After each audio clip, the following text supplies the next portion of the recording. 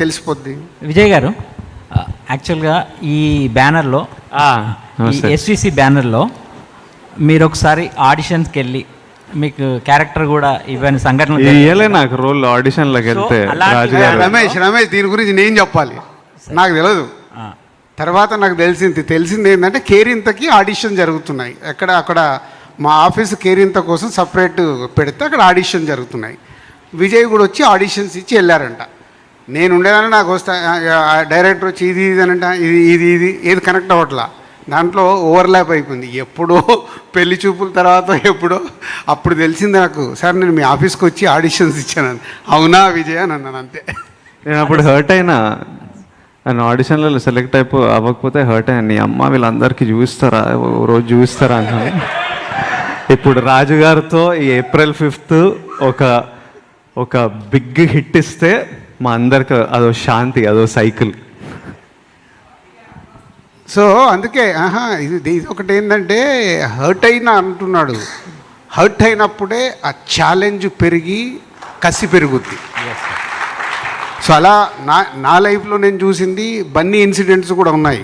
నాకు ఆర్య అప్పుడు is share, ఇప్పుడు అలా విజయ్ షేర్ చేస్తున్నాడు. హర్ట్ అవుతూనే మనలో ఫైర్ పెరిగితే ఎలా కొట్టాలంటే నువ్వు కొట్టుకుంటూ ఇక్కడ వరకు వచ్చావు, ఇంకా కొట్టాలా.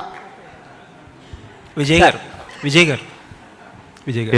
Sir, best part of this event ఏంటంటే మీరు ఆడిషన్లో రిజెక్ట్ చేసిన రాజు గారిని లైన్లో నుంచోబెట్టి ఫస్ట్ అడ్వాన్స్ తీసుకున్నారు. That is the best part. Advance తీసుకున్నారు అంతే కదా, ఫస్ట్ టైం రాజు గారి దగ్గర నుంచే అడ్వాన్స్ తీసుకున్నారంటే that is the big Vijay నాకు డౌట్ వస్తుంది, అందుకే అడ్వాన్స్ తీసుకున్నామని ఈగో సాటిస్ఫై అవ్వడానికి. అవసరం ఉండే. బట్ ఏంటంటే నైస్ గా డబుల్ టైట్ అని చెప్పి నైస్ గా ప్యాకేజ్ చేశారు. బట్ స్టిల్ మీగో కూడా లేదు. అంటే దీనికి నేను ఇంకోటి అంటే విజయ్తో నేను తన మొదటి సినిమాలు చూసా, పెళ్లి చూపులు కానీ, అర్జున్ రెడ్డి కానీ, గీతా గోవిందం కానీ. గీతా గోవిందంలో ఈవెంట్కి అరవింద్ గారు నన్ను గెస్ట్గా పిలిస్తే అక్కడ ఉన్న రెస్పాన్స్ చూసి ఆ రోజు నేను అనౌన్స్ చేశాను. సో అంటే తన గ్రో అవుతున్న విధానం చూసి వాట్ ఏ రెస్పాన్స్, ఇంత రెస్పాన్స్ మూడు సినిమాల్లో అక్కడికి తెచ్చుకున్నాడంటే చాలా గ్రేట్ అనిపించింది. నేను అప్పటి నుంచే విజయ్కి చెప్తున్నా, సో కేరింతది నువ్వు మైండ్లోకి వెళ్ళి తీసే, ఎప్పుడు జరిగిందో నాకు తెలియదు.